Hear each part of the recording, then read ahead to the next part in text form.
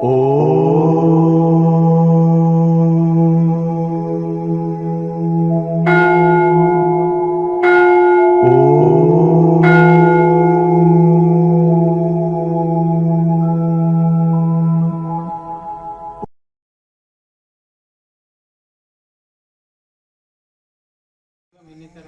వల్ల రాత్రి 10 గంటల వరకు 10 తర్వాత చేసుకోవచ్చు. ఏమి ఇబ్బంది లేదు. ఉద్యోగరీత్యా కొంతమంది నైట్ డ్యూటీలు ఉంటాయి, చేసుకోలేరు. కొంతమంది ఉదయం 6 గంటలకే డ్యూటీ ఉంటుంది, అప్పుడు చేసుకోలేరు. కానీ ఖాళీ పొట్ట చూసుకొని చేయాలి. యోగం అనేది ప్రాణాయామ సైతం మెడిటేషన్ కదా.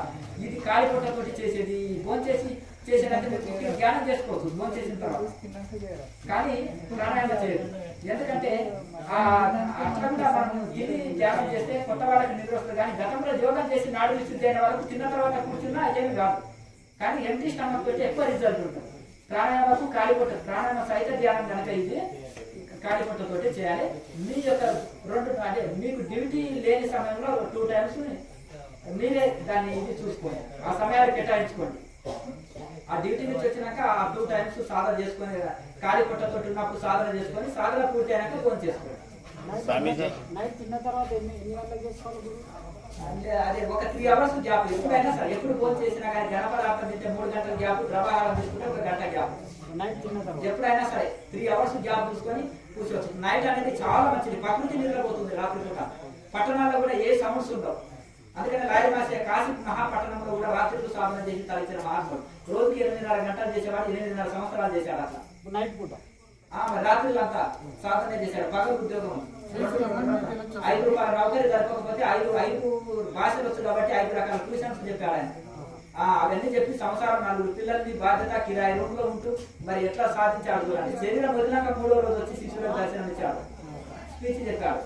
మరి ఎట్లా ఒక గృహస్థాశ్రమంలో ఉంది. గృహస్థాశ్రమం అంట, పట్టణ జీవితం అంట, కాశీ పట్టణం అంటారు. కాశీ ఊరు కాదు, వెనక పూర్వకాలం నుంచి కాశీ నగరం, కాశీ పట్టణం కనుక మరి అవన్నీ ఆ విధంగా మనకి ఏది అడ్డు కాదు, మనసు ఉంటే మార్గం ఉంటుంది.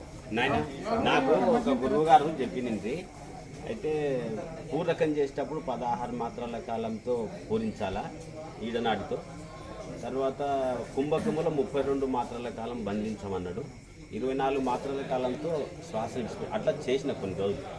అయితే మనకు లోపల పాము కొట్టినట్టుగా శబ్దం రావడము, తర్వాత కొద్ది రకరకాల సౌండ్ రావడము, ఇక నా ఉద్యోగరీత్యా బంద్ చేసిన దాన్ని. మీకు ఏదైనా ఒంటికి పట్టింది అనుకో దాన్ని కంటిన్యూ చేయడమే అంతే, అర్థమైంది కదా. ఏదైనా ఎఫెక్ట్ పట్టింది అనుకో వదిలిపెట్టి మళ్ళీ మంచి మార్గదర్శనంలో అనుభవాలను అడిగి తెలుసుకోవాలి. నాకు అదే మీరు అటువంటి సౌకర్యంలో ఉండదు. ఎఫెక్ట్ లేని మార్గం కదా, సులభ మార్గం కదా. ఇది కూడా బలవంతం చేసి ఇది చేస్తావా అని ఎక్కడే చెప్పాలి. నిన్న నచ్చినవి కొన్ని ముద్రలు యూజ్ చేసుకో, మతమన్న చెయ్యి, ఓపిక ఉంటే చెయ్యి, లేదంటే వదిలి. ఇంకా కండిషన్ బట్టి చిన్నపిల్లవాడు దాకా చదువుతా వాళ్ళని బెత్తం తీసుకొని చెప్పేది లేదు కదా. కాలేజ్ స్టూడెంట్స్ లాంటి అర్థమైంది కదా. స్టైల్ గా కాలేజీకి వెళ్తాడు, వింటాడని కదా, పాఠాలు కూడా కానీ తెచ్చుకోతారు మాట. అర్థమైంది కదా. చేస్తే మీకే లాభం, అంతేనా కదా. రెగ్యులర్ కాకపోతే ఓపిక మీద రౌండ్ తిప్పు. అయితే ఈ విధంగా ఉంది కదా. ఏదంటే మన రోజు క్రమం విడవకుండా ప్రతి రోజు చేస్తే కొన్ని రోజులు 6 నెలలు కంటిన్యూగా చేసిన అనుకో దాని రిజల్ట్ కనిపిస్తుంది. వారం 10 రోజులు చేసి సాధన అయినా కానీ కంటిన్యూగా అయితే ఒక వారం రోజులు కంటిన్యూగా చేస్తే దాని రిజల్ట్ అదే ఒక 6 నెలలుగా చేస్తే దాని రిజల్ట్ తెలుస్తుంది. యోగంలో కొంత పట్టు లాభిస్తుంది, దాంట్లో ఒక అనుభూతి లభిస్తుంది, దాంట్లో యొక్క ఇది ఉంటుంది. అట్లా మీరు కొంచెం ఆహార నియమాలు పాటించాలి, వైరాగ్యం కలిగి ఉండాలి, నిరంతరం సాధన చేయాలి. సెలవు దినాల్లో రోజంతా చేయాలి సాధన. ఇప్పుడు అఖండ ధ్యానంలో అద్భుతమైన ఫలితాలు వస్తాయి. ఉదయం గంట సాయంత్రం గంట చేస్తున్నాం అనుకో, సెలవు దినాల్లో ఒక 4-5 గంటలు చేసి చూడండి ఎట్లా ఉంటుంది. ఆల్రెడీ వంట పట్టినాక బలవంతం కాదు, కొంత యోగం వంట పట్టిన తర్వాత ఎక్కువ చేసి చూడండి. ఆ రోజు మౌనమే ఉండాలి. లైట్ ద్రవాహారం లాంటిదో లేకపోతే రాపుడు లాంటిది తేలిక ఆహారం, జావ అయినా సరే అంబర్ లాంటిది కాసుకొని ఒక 3 పూటలు 3 గ్లాసులు 4 గ్లాసులు ఆకలి అయినప్పుడు ఒక్కొక్క గ్లాసు తాగుతూ పోతుంటారు. మజ్జిగ వేసుకొని పాలు పోసుకొని తాగండి. అట్లా తేలిక ఆహారం తీసుకొని చేసి చూడండి ఎంత ఇది. అట్లా చేస్తూ అఖండ ధ్యానంలో అద్భుతమైన ఫలితం కనిపిస్తుంది. అదే పనిలో ఉంటాం కదా రోజంతా, అక్కడ ఎక్కువ రిజల్ట్ పొందుతాం. ఒక రాయి 10వ దెబ్బకే వదిలింది గన్నుతోటి కొడితే అంటే ప్రతి దెబ్బకు మెత్తబడుతుంది, 10వ దెబ్బకు వదిలింది. ప్రతిరోజు చేసే సాధన ఉపయోగపడుతుంది. కానీ అఖండ మౌన ధ్యానాన్ని అద్భుతమైన ఫలితం అనేది పొందుతాం. బ్రహ్మచర్యం అది గృహస్థ బ్రహ్మచర్యం పాటించాలి. సింహము 3 సంవత్సరాలకు ఒకసారి అది మైథునం చేస్తుంది కాబట్టి సింహం యొక్క పరాక్రమం ఏనుగు దగ్గర ఉందా, ఏ సింహం కళలోకి వస్తే ఏనుగు చనిపోతుంది. అర్థమైంది కదా. బ్రహ్మచర్య పరాక్రమం ఎటువంటిదంటే స్వామి దయానంద సరస్వతి చూపెట్టారు.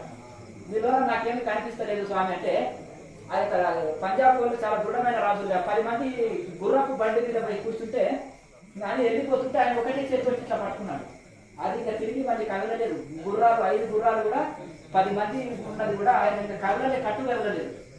అర్థమైంది కదా. 5000 పుస్తకాలు రాసి సత్యార్థ ప్రకాశము రాసి 4 వేదాలకు ట్రాన్స్లేషన్ చేసిన మహాసిద్ధ పురుషుడు, అగ్నిస్తంభన, భూస్తంభన, జలస్తంభన ఆడుతున్నవాడు, నీళ్ళ లోపల ధ్యానం చేసేవాడు. ఒకసారి కొంతమంది ముస్లిం యువకులు 10 మంది కల్పించి వేదం వ్యాప్తి చేస్తుంటే ఈయన తీసుకుపోయి సమాధిలో ఉంటే నీళ్ళలో పడేస్తారు. వాళ్ళ చేతులు అట్లే పట్టుకుంటారు. అట్లే పట్టుకుంటే చనిపోయి కానీ మళ్ళీ దోషం వస్తుందని వదిలిపెడతారు. మళ్ళీ వారం తర్వాత బయటకు వస్తారు. వచ్చేసి మళ్ళీ ఇంకో దగ్గర వేదం వ్యాప్తి చేస్తుంటే దయ్యమై వచ్చిందని భయపడతారు. అట్లా ఇంకొక దగ్గర ఆయన ఎన్నో చోట్ల కూడా చాలా ఇది చేసిండు. ఒక 18 సార్లు విషయం పెడితే దాన్ని నౌరిని క్రియ ద్వారా దాన్ని బయటికి తీసి పడేసింది. అట్లా ఎట్లా అంటే ఆ మహానుభావులు అంత ఇది కలిగి ఉన్నారు. వివేకానంద స్వామి, శంకరాచార్య వీళ్ళంతా ఇదే. కనీసం బ్రహ్మచారులు 2 సాధకులు అయి ఉండాలి. మళ్ళీ సంసారం మళ్ళీ అవకతవక అయిపోతుంది. 2 భార్య భర్తలు సాధకులు అయిన వాళ్ళు 2 మాట్లాడుకొని మీ వసతిని బట్టి దాన్ని ప్లాన్ చేసుకోవచ్చు. అర్థమైంది.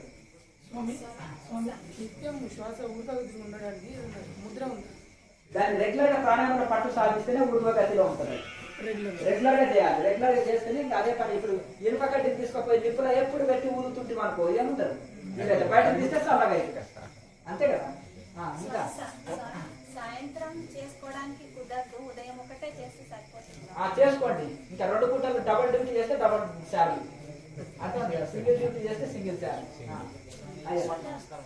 చెప్పండి. క్రియ చేస్తుంటే చేసిన తర్వాత ఇక్కడంతా బర్న్ అవుతున్నట్టు ఎన్ని రోజుల నుంచి చేస్తున్నావు?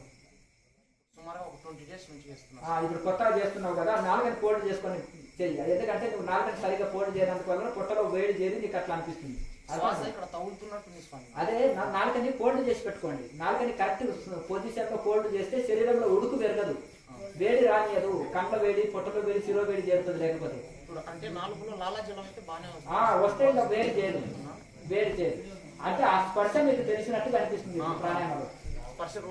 తెలుస్తుంది. అంటే కాన్సల్టేషన్ పెట్టి చేస్తే ఆ శ్వాస ఎక్కడ పోతుంది, ఎక్కడి నుంచి వస్తుంది. మొదలు అంటే మూలాధారం నుంచి తీసుకొచ్చి ఆజ్ఞచక్రం మీద కొద్దిసేపు దృష్టి ఉంటుంది, మళ్ళీ మూలాధారంలో ఒక దృష్టి ఉంటుంది కొత్తలో. తర్వాత మీరు శ్వాసక్రియ నడుస్తున్నప్పటికీ కూడా ఆజ్ఞచక్రంలో తరడైనే మీ దృష్టి నిలుపగలిగే సామర్థ్యం వస్తుంది. ఆ ప్రాణాయామ జరుగుతూనే ఉంటుంది. రేచకపూర్వక కుంభకాలు అది యథార్థ స్థితిగా జరుగుతూనే ఉంటుంది. మీ మనసు మాత్రం కదలకుండా ఆజ్ఞచక్రంలో నిలుస్తుంది. అది సాధన బలం చేత బాగా ప్రాక్టీస్ చేయగా వస్తుంది. ఏదో ఒకటి చేయి. 2 పడవల మీద ప్రయాణం అవుతుంది. అర్థమైంది కదా. ఈ సంఖ్యను మెచ్చుకొని చేసేది కదా ఇక్కడ. అంతేనా కదా. సంఖ్య పెరిగితే లాభం లేదు, పెరగకపోతే నష్టం లేదు. 1000 మంది వచ్చినా చాలు, 2 వచ్చినా చాలు. నేను నియమం పెట్టుకున్నా, పౌర్ణం రోజు క్లాస్ తీసుకొని లోపలికి వెళ్ళిపోతాను. అర్థమైంది కదా.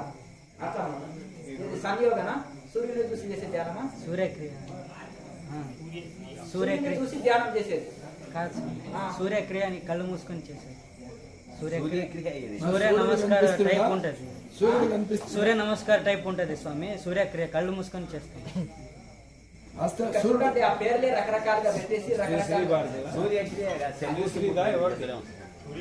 ఏ గురించి బాగా సద్గురు. అంటే ఇక్కడ చూడండి, వాళ్ళు పేర్లు వేరు పెట్టి ఇది అది ఇది వేసేసి ఇది చేస్తుంటారు. అర్థమైంది కదా.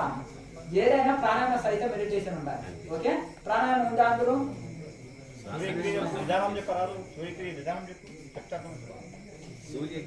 అట్లా కాదయ్యా, ఇక్కడ చూడు, దానికి అన్ని రకరకాల ప్రాణాయామం లేదంటావు. అర్థమైంది కదా.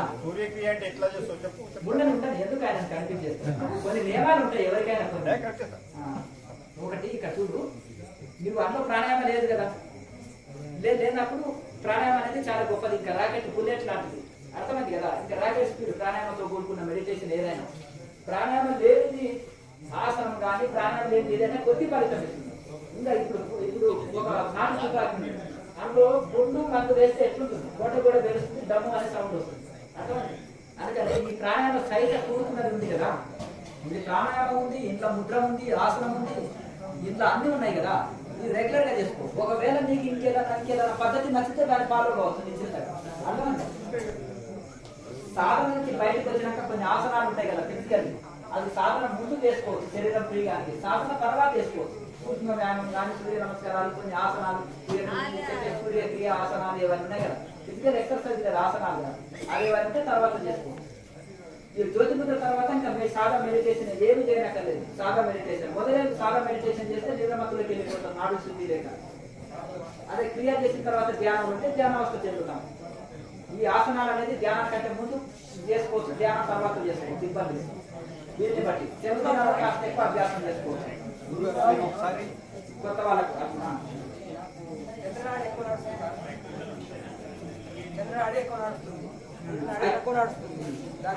నీకు ఒక్కరికి కాదు, అందరికీ అట్లే నడుస్తుంది. యోగాభ్యాసం లేని వాళ్ళకు ఒక ముక్కులో ఎక్కువ శ్వాసక్రియ, ఒక ముక్కులో తక్కువ శ్వాసక్రియ అది సహజంగానే జరుగుతుంటుంది.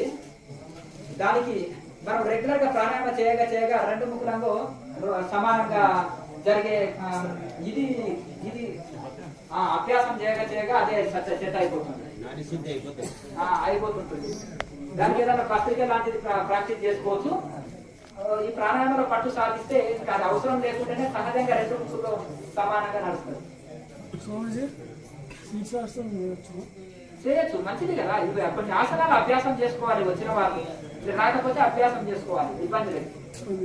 ఇంకా ఆసనాల అవసరం మనకు తగ్గిపోతుంటుంది. ఈ ప్రాణాయామాన్ని రెగ్యులర్ గా గంటల తరబడి చేస్తూ నిరంతర ధ్యానంలో ఉన్న వాళ్ళకి ఈ ప్రాణాయామం ద్వారా నాడులన్నీ శుద్ధి అయిపోతాయి, లోపల శరీరం గర్భంగా అయిపోతుంది. అంటే తేలిక, మలమూత్రాలు తగ్గిపోతాయి, శరీరం తేలికగా అయిపోతుంది, గాలిలో చేసినట్టు అవుతుంది శరీరం. అప్పుడు ఇంకా నీకు ఆసనాల అవసరాలు తక్కువ పడతాయి. ఏదైనా ఆసనం ఎంత కఠినాసనమైనా నీకు సులువుగా వచ్చేస్తాయి. ఎవరైతే ప్రాణాయామాల పట్టు సాధించారనుకో, గతంలో ఏదైనా కఠినాసనాలు రావనుకో, శరీరం తేలికగా మెదుగు అయిపోతుంది కదా.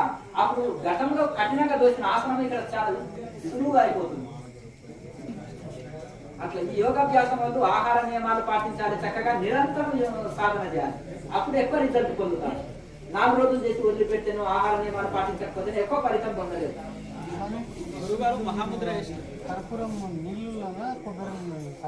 కర్పూరంని నువ్వుల నూనెలో వేసి, నువ్వుల నూనెని బాగా మరిగించి అంత కర్పూరం వేసి మరి దాని పూత పెట్టాలి, ఘాటుకు తట్టుకోలేవు. లేకపోతే చల్లగా ఒక డబ్బాలు పోసి పెట్టుకొని అక్కడ ఏదైనా జాయింట్ పెయిన్స్ లేకపోతే ఏమైనా ఇవి వచ్చేస్తే అక్కడ మర్దన చేసుకోవచ్చు. గురుగారు మహాముద్ర వేసేటప్పుడు మామూలుగా శ్వాస మూలాధారం నుంచి ఆజ్ఞ వరకు తీసుకున్న తర్వాత దాన్ని అట్లనే అక్కడనే అదిమి పట్టి కింది కొంగాలా, లేకపోతే వదిలేసి కింది కొంగి అదిమి పట్టి శ్వాసని బంధించిన తర్వాత కిందికి వంగి అదే మనం నుదురుని మోకాలు కానించినప్పుడు ముందు కొంగినప్పుడు శ్వాసను బంధించే ఉంచాలి. మళ్ళీ పైకి వచ్చినప్పుడే శ్వాసను విడవాలి. అంటే ఒకసారి ఆజ్ఞ వరకు తీసుకున్నట్టు వచ్చినాక స్టాప్ చేయాలి అంతే. ఇంకా అక్కడ ఆఫ్ చేసి ముందు కొంగినప్పుడు బంధించే ఉంచాలి. మళ్ళీ నేను శ్వాసని మళ్ళీ వదలాలనుకున్నప్పుడే పైకి వచ్చేసి మళ్ళీ స్లోగా తీసుకొచ్చి మూలాధారంలో విడవాలి. సడన్ గా తీసుకొని సడన్ గా విడవరాదు, ఎందుకంటే ఇది సహజ వెళ్ళిపోతుంది. కొత్తగా ఉంది, అభ్యాసం చేయి. ఒకే రోజు వచ్చేసి మొత్తం నేను పాఠం పుస్తకం చదవాలంటే కుదరదు కదా. పలక బలపం పట్టుకున్నప్పుడు ఓనమాలు వచ్చినాక చదవగలరు. రెగ్యులర్ అభ్యాసం చేస్తే అది సాధ్యమవుతుంది. ఒకసారి మీరు లహరి మహేశయ్య 3 రోజులు అట్లా అడవికి వెళ్ళి తపస్సు చేసే దానికోసం ఇంట్లో అన్ని చేసి ఇంకోసారి వచ్చేసి వాళ్ళ పాప చనిపోయిన తర్వాత కూడా ఆయన ఏమి రెస్పాండ్ అవ్వలేదు.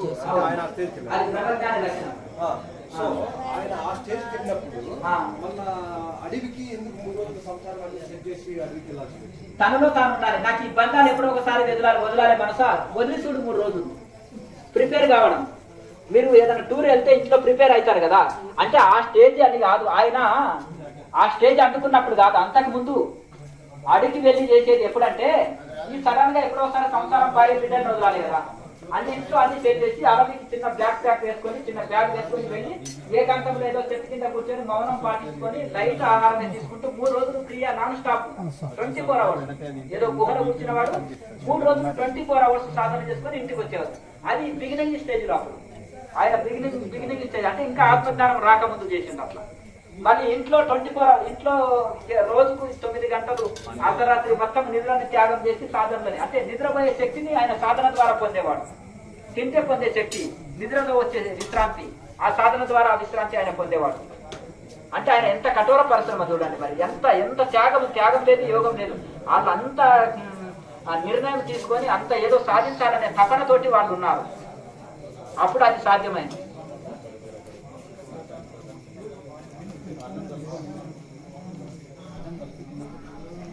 మీకు ఏ ఆసనంలో మంచిగా ధ్యానం కుదిరితే అదే ఆసనంలో చేసుకో.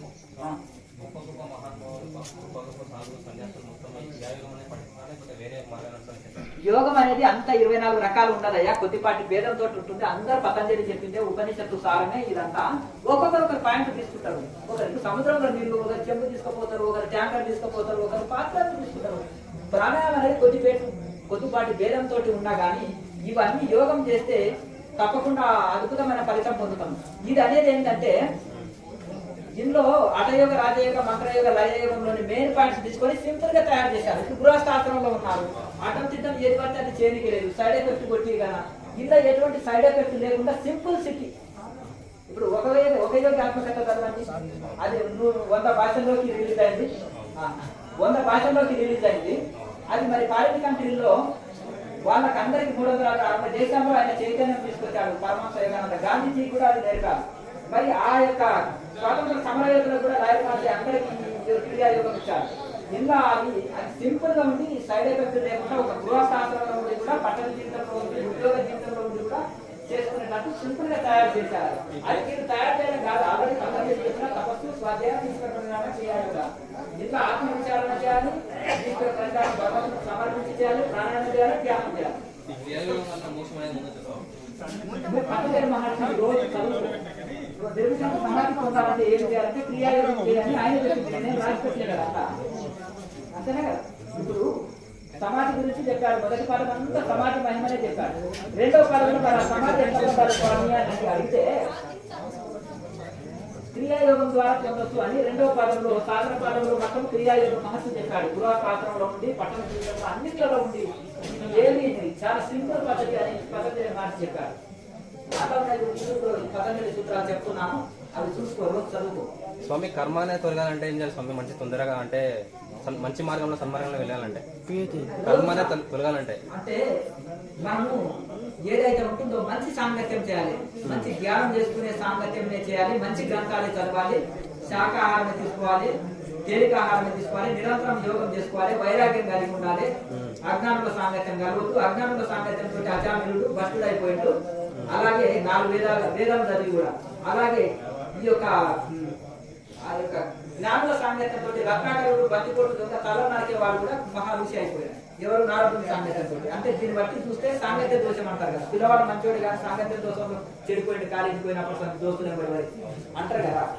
అట్లా ఇలాగే తాగుడు, తిండి అభ్యాసం అయిన బ్రాహ్మణ కుటుంబంలో పుట్టి ఇదండి మేము మంచిగా పెంచినామండి అంటారు కదా. ఈ సాంగత్య దోషం అటువంటిది. కనుక నిరంతరం నీకు పూల బట్టలు కావాలా, పూల బట్టలు కావాలా డిసైడ్ చేసుకో. మొదలు నీకు మోసం కావాలా, బంధం కావాలా డిసైడ్ చేసుకో. నీకు భోగం కావాలా, యోగం కావాలా డిసైడ్ చేసుకో.